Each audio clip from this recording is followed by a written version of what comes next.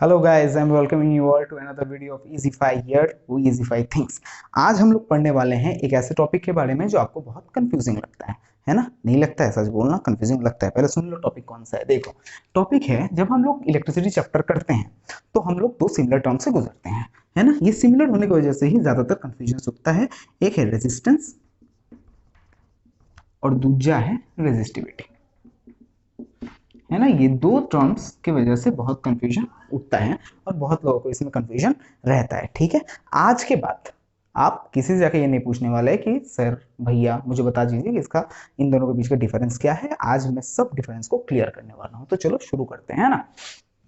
चलो पहले कुछ कॉन्सेप्ट्स अपने हाथ में ले लेते हैं, फिर उन कॉन्सेप्ट्स को यूज करके हम लोग ये दोनों के बीच के डिफरेंस को समझेंगे। पहले रेजिस्टेंस को थोड़ा समझते हैं, थोड़ा दोस्ती कर लेते हैं हम लोग रेजिस्टेंस के साथ। देखो, मान लो ये एक कंडक्टर है ना? ये एक कंडक्टर है। एक कंडक्टर में से अब पूछोगे अगर सर कंडक्टर क्या है तो जगह पहले इलेक्ट्रिसिटी पढ़ लो थोड़ा बहुत, फिर आना। ठीक है, चलो। एक कंडक्टर को मैंने चार्ज किया एक बैटरी से चार्ज किया तो पोटेंशियल डिफरेंस क्रिएट होगा। पोटेंशियल डिफरेंस क्रिएट होगा तो करंट फ्लो करेगा, है ना? अब करंट फ्लो कर रहा है फ्रॉम पॉजिटिव टू नेगेटिव, क्यों? Because electron travels from negative to positive, है ना? ये the direction of current is opposite direction of the flow of electron. ये एक कन्वेंशन है। आप अगर पूछोगे कि सर क्यों, तो मैं नहीं बता पाऊंगा क्योंकि ये एक कन्वेंशन है ना। ठीक है, चलो। तो अब इलेक्ट्रॉन ट्रेवल कर रहा है इधर से इधर, ठीक है, इस डायरेक्शन में। तो जब इलेक्ट्रॉन इस डायरेक्शन में ट्रेवल कर रहा है, one from one and to another, इस डायरेक्शन में जब इलेक्ट्रॉन ट्रेवल कर रहा है तो बहुत सारे और पार्टिकल्स हैं और बहुत सारे इलेक्ट्रॉन्स रहेंगे, है कि नहीं? और बहुत सारे इलेक्ट्रॉन रहेंगे ना, बस वही इलेक्ट्रॉन तो नहीं रहेगा। जब एक इलेक्ट्रॉन में पकड़ लेता हूँ, बस यही वाला इलेक्ट्रॉन तो नहीं रहेगा और बहुत सारे इलेक्ट्रॉन्स रहेंगे। जब वो इधर से उधर जाएगा, इस एंड से उस एंड में जाएगा, तो ऑब्स्ट्रक्शन बहुत सारे रहेंगे। इन इलेक्ट्रॉन्स के साथ इसका क्या होता है? इन इलेक्ट्रॉन्स के साथ इसका क्या होता है? कलीजन होता है। इन इलेक्ट्रॉन के साथ इसका क्या होता है? कलीजन होता है। अब बात को समझो। अगर कलीजन होगा तो क्या होगा? टाइम ज्यादा लगेगा उसको इस एंड से उस एंड में जाने में, है ना? अगर कलीजन होगा तो टाइम ज्यादा लगेगा इस एंड से उस एंड में जाने में। अब हमको क्या पता है? जो हम लोग ने पहला कॉन्सेप्ट इस चैप्टर का सीखा था वो था I is equal to Q by T, है ना? मतलब current is equal to charge by time, है ना? Current is equal to charge by time. मतलब अगर टाइम ज्यादा तो करंट कम, टाइम कम तो करंट ज्यादा। बात को समझो। मान लो चार्ज 10 कॉलम फ्लो किया है, मैं दो केस लेने वाला हूं। चार्ज 10 कॉलम दोनों में फ्लो किया है, ठीक है, 10 बाई, और 5 सेकंड में पहले वाले में किया है, ठीक है, पहले वाले में 5 सेकंड में किया है, ठीक है, 10 कॉलम फ्लो। और दूसरे वाले में I2 में 10 कॉलम चार्ज ही फ्लो किया है लेकिन 2 सेकंड में किया है ना? 10 कॉलम चार्ज ही फ्लो किया है लेकिन 2 सेकंड में किया है। तो I कितना होगा भैया? इधर इधर होगा 2 एम्पियर, इधर I कितना होगा भैया? इधर होगा 5 एम्पियर। तो देखो एक चीज क्या हम लोग देख रहे हैं कि जब टाइम कम हो रहा है तो करंट ज्यादा हो रहा है, जब टाइम ज्यादा हो रहा है तो करंट कम हो रहा है ना? ये चीज हम लोग ने देख लिया। अब समझो बात को। जब इलेक्ट्रॉन और एक तरफ से और एक तरफ जाएगा तभी flow of charge is called current, है ना? Flow of charges is called current, isn't it? तो जब इलेक्ट्रॉन एक तरफ से और एक तरफ जाएगा तो उसको जब टाइम ज्यादा लगेगा तो करंट कम होगा, टाइम कम लगेगा तो करंट ज्यादा होगा। इतना बात समझ लिया? तो ये जो इस तरफ से उस तरफ जा रहा है और ये जो कोलिजन्स हो रहे हैं ना, जो ऑब्स्ट्रक्शंस उसको फेस करने पड़ रहे हैं ना, उसकी वजह से उसको टाइम ज्यादा लग रहा है एक एंड से और एक एंड में जाने में। अब टाइम ज्यादा लग रहा है एक एंड से और एक एंड में जाने में, तो चार्ज करंट क्या होगा? करंट कम फ्लो करेगा। टाइम ज्यादा लग रहा है तो करंट कम फ्लो करेगा। तो this obstruction in the flow of current is called resistance case closed, है ना? This obstruction in the flow of current is called resistance, है कि नहीं? is called resistance। समझ में आ गया रेजिस्टेंस का मतलब क्या है? चलो कभी नहीं भूलोगे आशा करता हूँ, ठीक है? अब देखो, तुम एक हाईवे में जा रहे हो, मान लो, ठीक है, तुम एक हाईवे में जा रहे हो, ठीक है, गाड़ियां हैं, है ना? तुम्हारा गाड़ी है और बहुत सारे गाड़ियां हैं इधर, ये सब गाड़ियां हैं, है ना? अब देखो, गाड़ियां ज्यादा, इस एंड से और एक एंड में जाने में टाइम ज्यादा। ये और एक एंड है मान लो, इस एंड से और एक एंड में जाने में टाइम ज्यादा, है कि नहीं? गाड़ियां ज्यादा तो टाइम ज्यादा। अब मान लो मैंने इसके लेंथ को और भी बढ़ा दिया, इस रोड के लेंथ को और भी बढ़ा दिया, और गाड़ियां, तुम्हारा किस्मत खराब है, उतना ही है या फिर नहीं भी है, तो भी क्या होगा? तुम्हारा जो इधर से इधर जाने में जो टाइम था वो तो बढ़ जाएगा ना भैया, टाइम तो बढ़ जाएगा ना। टाइम बढ़ जाएगा तो करंट का फ्लो क्या होगा? करंट का फ्लो कम जाएगा, करंट का फ्लो कम जाएगा मतलब रेजिस्टेंस बढ़ जाएगा, सीधा बात है ना, क्योंकि रेजिस्टेंस क्या होता है, करंट के फ्लो को जो कमाता है ना, रेजिस्टेंस क्या होता है, करंट के फ्लो को जो कमाता है। तो इधर रेजिस्टेंस, इधर करंट का फ्लो क्या हो रहा है, बढ़ रहा है, क्यों, क्योंकि तुम्हारा टाइम बढ़ रहा है एक एंड से और एक एंड में जाने में, तो मतलब रेजिस्टेंस बढ़ रहा है कि नहीं, समझ में आया।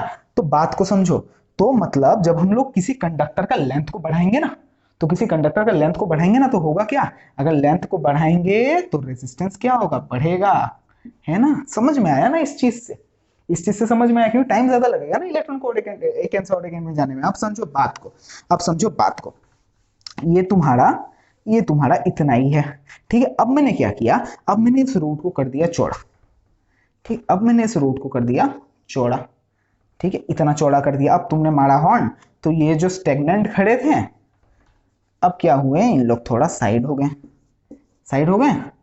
अब तुम जा पाओगे, अब तुमको टाइम कम लगेगा, अब तुमको पहले से टाइम कम लगेगा एक एंड से और एक एंड में जाने में, हाँ कम लगेगा, है ना। तो मैं क्या बोल सकता हूँ, जब मैं एरिया को बढ़ाऊंगा तो मेरा रेजिस्टेंस क्या होगा, घटेगा, है कि नहीं। जब मैं एरिया को बढ़ाऊंगा तो मेरा रेजिस्टेंस घटेगा, मेरा टाइम घटेगा, एक एंड से और एक एंड में जाने में मेरा टाइम घटेगा, है ना। तो मैं क्या बोल सकता हूँ, देखो resistance is directly proportional to length. जब एक टर्म बढ़ने से और एक टर्म भी बढ़ता है तो वो डायरेक्टली प्रोपोर्शनल होता है। Resistance is directly proportional to length, है ना, स्मॉल एल से रिप्रेजेंट करता हूँ। और resistance is inversely proportional to area, है ना, क्यों, क्योंकि एरिया बढ़ रहा है तो रेजिस्टेंस घट रहा है। Resistance is inversely proportional to area of cross section, ठीक है। एरिया ऑफ क्रॉस सेक्शन क्या होता है सर, ये जो एरिया होता है ना सर, इसको बोलते हैं हम लोग एरिया ऑफ क्रॉस सेक्शन। तो ये जब हम इसको मोटा कर देंगे तो ये जो एरिया ऑफ क्रॉस सेक्शन है ये भी ज्यादा हो जाएगा, ये जो एरिया ऑफ क्रॉस सेक्शन है ये भी ज्यादा हो जाएगा। समझ में आया सर, समझ में आया। और लेंथ बढ़ेगा तो obviously area of cross section कम जाएगा, है ना, जब थोड़ा ऐसे हो जाएगा, स्क्वीज हो जाएगा तो एरिया ऑफ क्रॉस सेक्शन भी कम जाएगा। समझ में आया सर। तो रेजिस्टेंस किन चीजों को ऊपर डिपेंड करता है सर, रेजिस्टेंस डिपेंड करता है लेंथ के ऊपर और एरिया ऑफ क्रॉस सेक्शन के ऊपर। लेंथ ज्यादा तो रेजिस्टेंस ज्यादा, लेंथ कम तो रेजिस्टेंस कम, एरिया ऑफ क्रॉस सेक्शन ज्यादा तो रेजिस्टेंस कम, एरिया ऑफ क्रॉस सेक्शन कम तो रेजिस्टेंस ज्यादा। समझ में आया सर, आगे बढ़ते हैं। रेजिस्टेंस को पहचान गए, रेजिस्टेंस से हम लोग ने दोस्ती कर लिया, रेजिस्टेंस से हम लोग ने दोस्ती कर लिया। अब थोड़ा रेजिस्टिविटी से दोस्ती कर लेते हैं। देखो बस रेजिस्टिविटी से दोस्ती करेंगे और तुमको पता चल जाएगा दोनों के बीच का डिफरेंस होता क्या है, पूरा एक क्लियर पिक्चर तुम्हारे सामने आ जाएगा। देखो रेजिस्टिविटी से दोस्ती कर लेते हैं थोड़ा, रेजिस्टिविटी, है ना, रेजिस्टिविटी। देखो रेजिस्टिविटी होता क्या है, मैं मान लो मैंने पहले क्या लिखा था, थोड़ा हम लोग क्या करते हैं थोड़ा बैकवर्ड जाते हैं, है ना। मैंने पहले लिखा क्या था, देखो मैंने पहले लिखा क्या था, R प्रोपोर्शनल टू 1/a और R प्रोपोर्शनल टू L, है ना। तो इसको मैं मिला जुला के लिख रहा हूँ, R प्रोपोर्शनल टू L/a। समझ में आया sir, R directly proportional to L, R inversely proportional to A, ठीक है। R प्रोपोर्शनल टू L/a ये मैंने लिख दिया।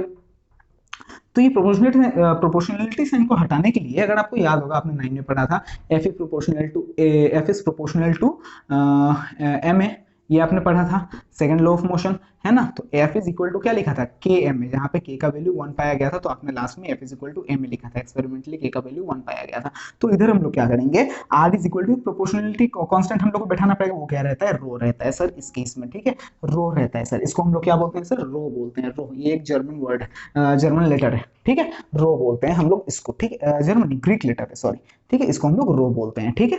ये हो गया रो हमारा, ये जो रो है ना सर यही होता है रेजिस्टिविटी, ठीक है। अब सर रेजिस्टिविटी होता क्या है, बस मैं अगर ये बता दिया कि ये रो होता है रेजिस्टिविटी तो होगा नहीं होगा, है ना। ये हमको एक फॉर्मूला मिला, ठीक है, ये हमको एक फॉर्मूला मिला रेजिस्टेंस का, इस फॉर्मूला को हमको यूज करना है इधर। R is equal to rho L/a। इसको मैंने क्या बोला है, ध्यान रखना है, इसको मैंने कांस्टेंट बोला है ना, एज ए कांस्टेंट इसको यूज किया है, ठीक है।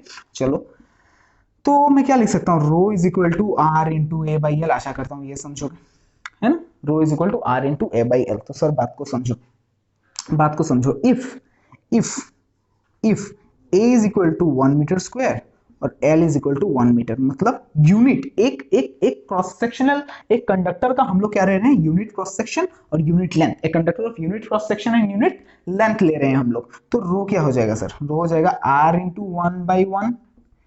तो सर क्या हो जाएगा, रो हो जाएगा, rho is equal to R हो जाएगा। उस केस में क्या हो जाएगा sir, rho is equal to R हो जाएगा, है ना, उस केस में rho is equal to R हो जाएगा। मतलब रो क्या है, रेजिस्टिविटी क्या होता है, रेजिस्टिविटी होता है resistance of a conductor of unit cross sectional area या unit length.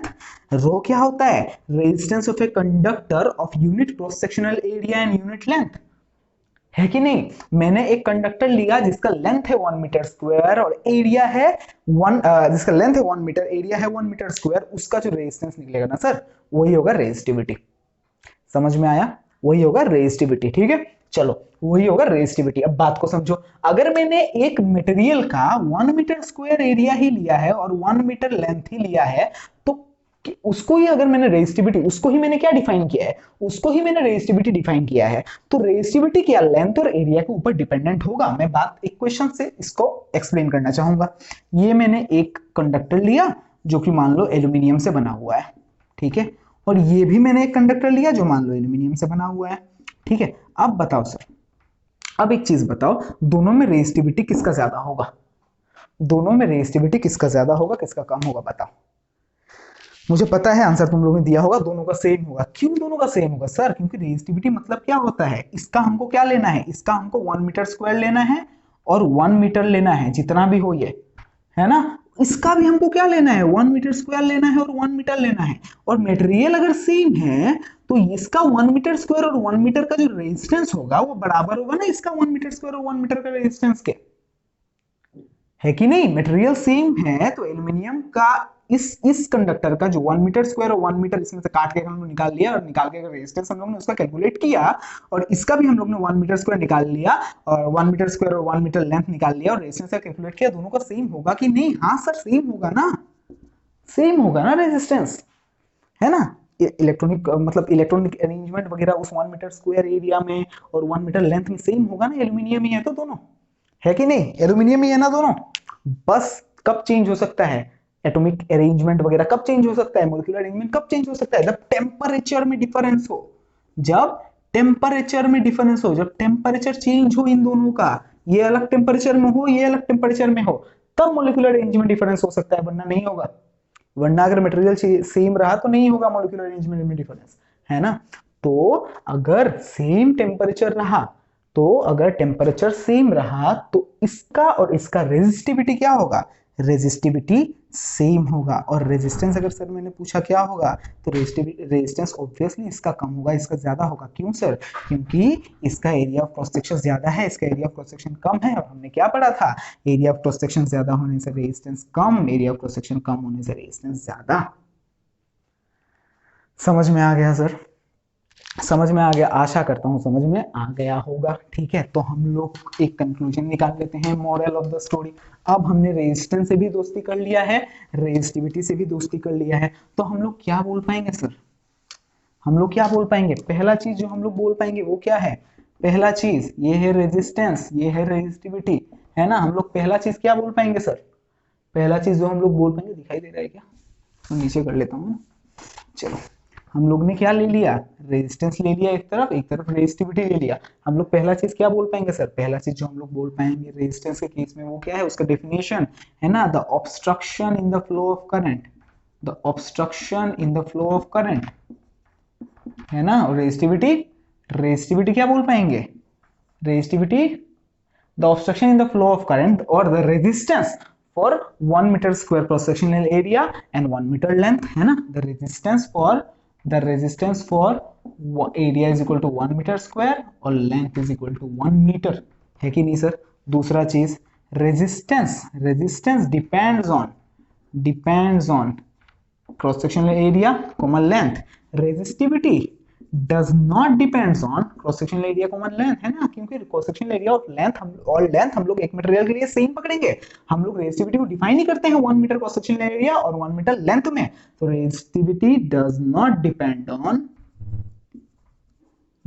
On and area length, है ना, ठीक है। And both depends on temperature, resistance और रेजिस्टिविटी बोथ टेम्परेचर में डिपेंड होता है। हम लोग ने ओम्स लॉ में पढ़ा था, टेम्परेचर को कांस्टेंट रहना पड़ता है कि नहीं। उसमें आर का, वी और आई का बात किया था ज्यादातर, लेकिन उसमें भी हम लोग ने पढ़ा था कि टेम्परेचर को कांस्टेंट रहना पड़ता है और रेजिस्टेंस और रेजिस्टिविटी दोनों ही टेम्परेचर में डिपेंडेंट होता है। तो सर समझ में आ गया, समझ में आ गया, रेजिस्टेंस और रेजिस्टिविटी बस यही खेल है, ठीक है। अगर हम लोग ने किसी मटेरियल का या फिर किसी भी चीज का 1 metre square cross section area और 1 मीटर लेंथ का हम लोग ने रेजिस्टेंस निकाला, तो वो रेजिस्टेंस क्या हो जाएगा, रेजिस्टिविटी कैसे हो जाएगा, मैंने मैथमेटिकली भी करके आपको दिखा दिया। ठीक है, आशा करता हूं आपका ये जो प्रॉब्लम है वो पूरा क्लियर हो चुका होगा। इजीफाई के साथ जुड़े रहिए, इसी तरह इजीफाइड चीजें आपको मिलेंगी। ओके, थैंक यू, धन्यवाद।